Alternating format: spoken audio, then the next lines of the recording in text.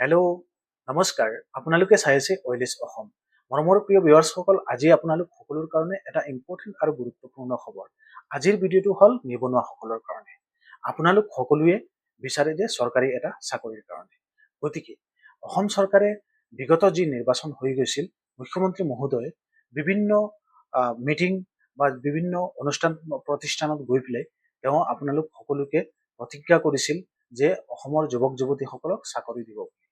আৰু সেই চাকৰিৰ এটা গুৰুত্বপূৰ্ণ খবৰ মুখ্যমন্ত্ৰী মহোদয় ফেচবুক লাইভ যোগে জনাইছে।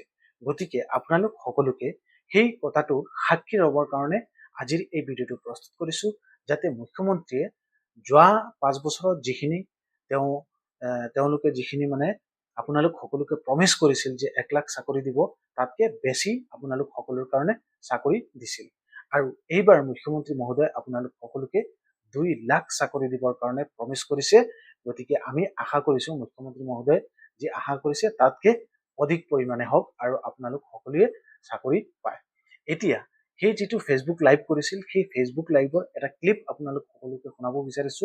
সেইটো ক্ৰপ কৰি আপোনালোক সকলোকে এই ভিডিঅ'ৰ জৰিয়তে শুনাব বিচাৰিছো, যাতে আপোনালোক সকলোৱে, কাৰণ দীঘলীয়া এটা লাইভ কৰিছিল, সেই লাইভৰ কিছুমান অংশ আপোনালোক সকলোকে কাটি পেলাই ক্ৰপ কৰি পেলাই শুনাব বিচাৰিছো যে মুখ্যমন্ত্ৰী মহোদয় আপোনালোক সকলোকে চাকৰি সম্বন্ধে কি কৈছিল, বা 2 লাখ চাকৰি কেনেকৈ আৰম্ভ হ'ব, কি প্ৰক্ৰিয়াৰ মাধ্যমেদি আৰম্ভ হ'ব, আৰু এই বিষয়ে কিছুমান উমান আপোনালোক সকলোৱে আগৰ পৰাই পাইছে।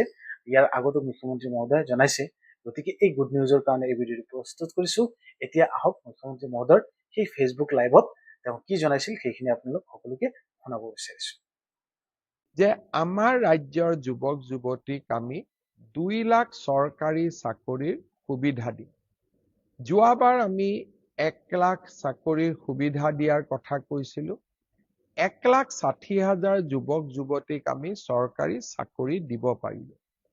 এইবাৰো আমি 2 লাখ ল'ৰা ছোৱালীক কেনেকে চাকৰি দিব পাৰো, কোন বিভাগত কিমান পদ খালী আছে, পদোন্নতিৰ জৰিয়তে নতুনকৈ কিমান পদ সৃষ্টি কৰিব পাৰি, নতুনকৈ কেনেকে বেটেলিয়ন আদি নিৰ্মাণ কৰিব পাৰি, এই কথাবোৰো ইতিমধ্যে আমি আলোচনা আৰম্ভ কৰি দিছো।